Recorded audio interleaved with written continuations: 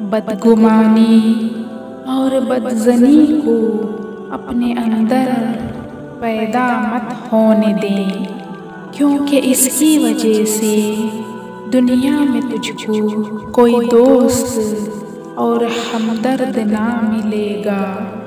वो बात जो दुश्मन से पोशीदा और छिपाए रखता है, उसको अपने दोस्त से भी पोशीदा रख।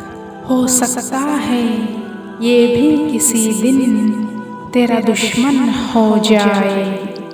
जाहिलों की सोहबत से परहेज कर, कहीं ऐसा ना हो कि तुझको भी अपने जैसा बना ले। जो काम तो खुदा के लिए करता है, उसमें बंदों की मलामत की कुछ परवाह ना कर।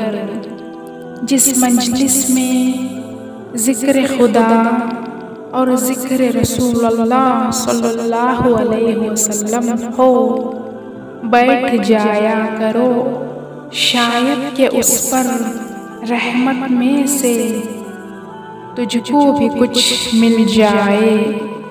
और जिस मजलिस में गफलत व बुराई देखे, उससे दूर भाग।